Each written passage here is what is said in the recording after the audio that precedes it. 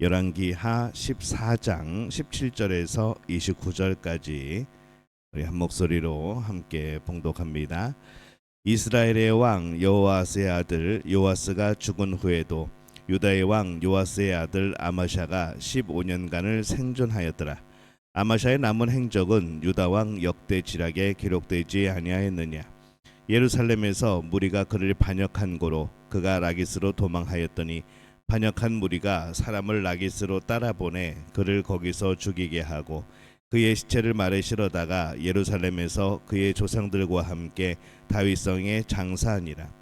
유다 온 백성이 아사랴를 그의 아버지 아마샤를 대신하여 왕으로 삼으니 그때에 그의 나이가 16세라. 아마샤가 그의 조상들과 함께 잔 후에 아사랴가 엘랏을 건축하여 유다에 복귀시켰더라. 유다 왕 요아스의 아들 아마샤 제15년에 이스라엘 왕 요아스의 아들 여로보암이 사마리아에서 왕이 되어 41년간 다스렸으며 여호와 보시기에 악을 행하여 이스라엘에게 범죄하게 한 느밧의 아들 여로보암의 모든 죄에서 떠나지 아니하였더라.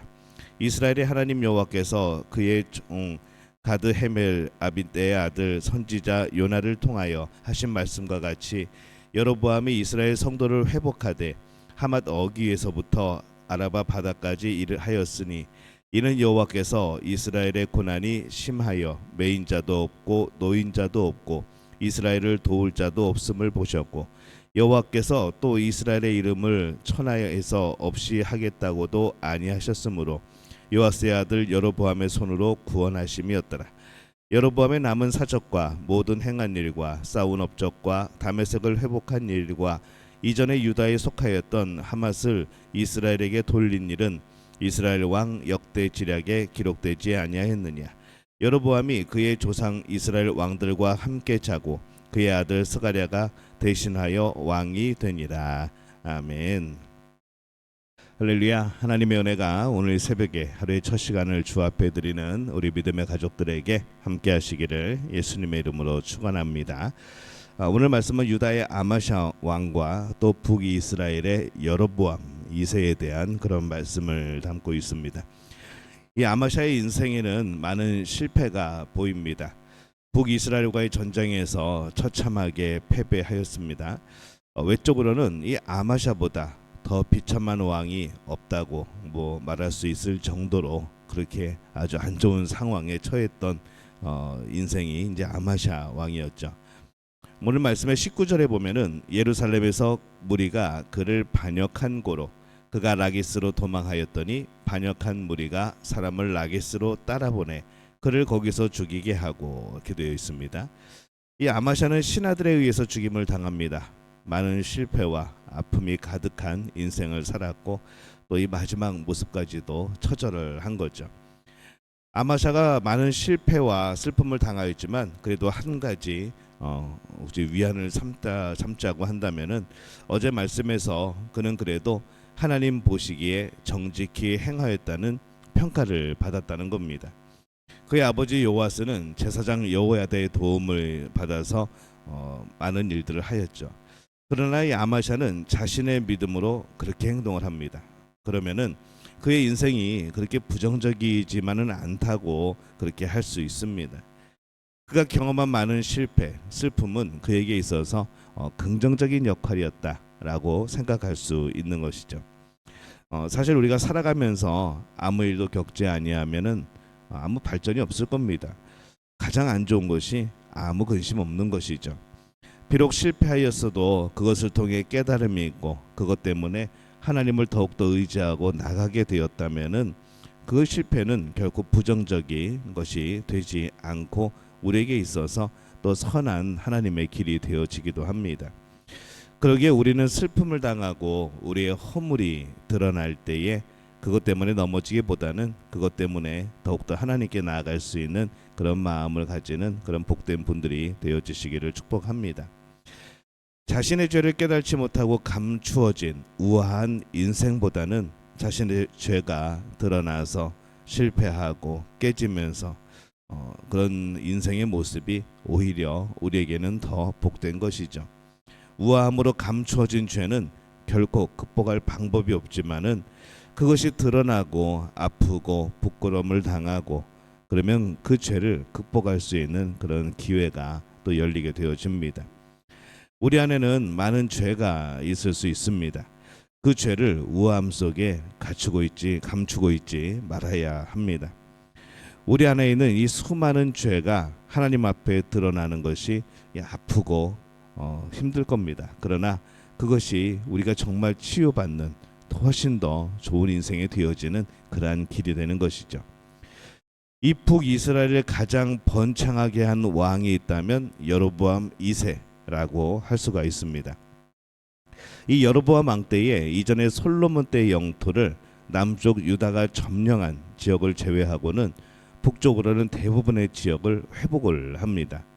그동안 북이스라엘과 남유다를 괴롭혔던 이 아람, 지금의 시리아, 여기를 완전히 제압하여서 이 아람의 영토를 모두 북이스라엘의 영토로 만든 것이죠.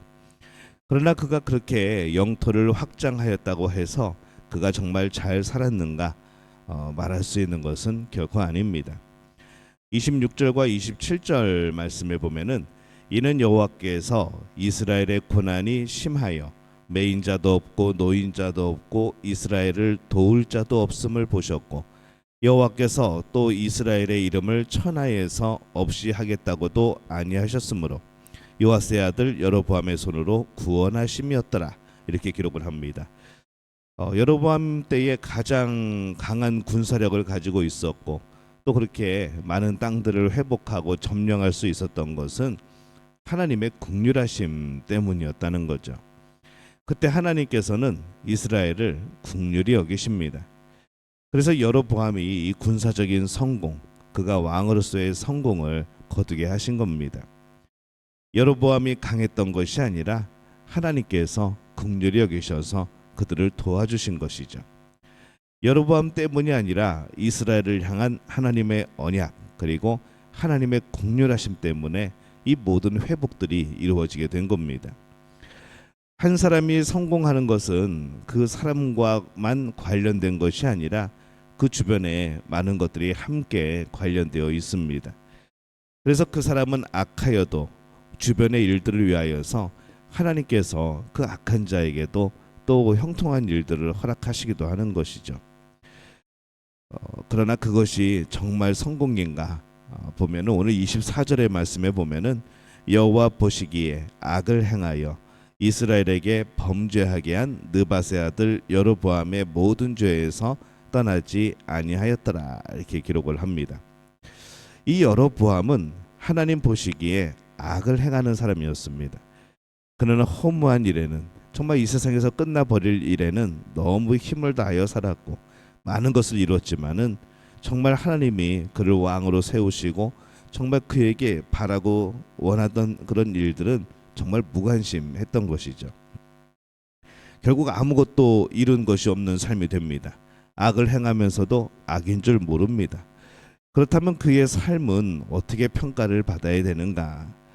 이 사람들은 그들의 삶이 또 그 왕의 삶이 위대하였다고, 그는 우리나라를 회복하고 많은 나라를 점령하고 승리하연 그런 왕이라고 평가를 할 겁니다. 그는 북이스라엘을 부강하게 이끌었기 때문인 거죠. 그러나 이 북이스라엘을 부강하게 만든 것은 오늘 말씀에서 보듯이 하나님의 긍휼하심과 하나님의 도우심입니다. 그리고 혹시 이 전적으로 이 여로보암 때문에 이스라엘이 강하게 되었다고 할지라도 그것이 하나님 앞에서 선한 삶을 사는 것보다 그것이 가치 있는가? 또 그건 아니라는 것이죠. 그냥 세상의 땅을 차지한 것이고 승리한 겁니다. 근데 그것이 하나님 앞에서의 선한 삶은 아니었던 것이죠. 우리는 하나님 앞에서 믿음의 사람으로 평가받는 일이 굉장히 중요합니다. 우리는 우리의 모든 삶에서 하나님 앞에서 최종적으로 심판을 받을 것이기 때문인 거죠. 하나님 앞에서 선한 삶으로 평가받지 못한다면 이 세상의 모든 사람이 영웅이라고 할지라도 그는 결코 하나님 나라에서는 영웅이 되어질 수가 없습니다. 하나님 보시기에 악을 행하면 그 악에 대해서 심판이 있을 것이기 때문인 거죠. 그때의 세상의 일들이 얼마나 작은 일이고 얼마나 그것이 보잘것없는 일이었는가 우리는 깨닫게 되어질 겁니다. 우리는 어떤 사람이 되어야 될까요? 생각해 보면은 이 사람들은 여전히 여로보암 왕을 부러워할 겁니다. 역사 속에서 그렇게 그려져 있을 것이죠. 우리나라를 회복하고 많은 땅을 차지하고 승리를 거뒀던 여로보암 하면서 칭찬할 겁니다. 그러나 세상의 성공의 기준이 아니라 하나님이 보시기에 기준이 중요한 거죠. 혹 세상에서 실패한다고 할지라도 그것을 통해서 하나님을 알고 하나님의 통치하심을 알게 된다면 그것은 오히려 복이 되어집니다. 그러기에 실패를 슬퍼하지 말고 하나님을 알지 못하는 것을 슬퍼해야 하는 것이죠. 실패해서 하나님을 깊이 찾게 된다면 그것보다 더 큰 복은 없습니다. 오직 하나님을 아는 삶이 되기를 바랍니다. 하나님께 인정받는 삶이 되기를 바랍니다.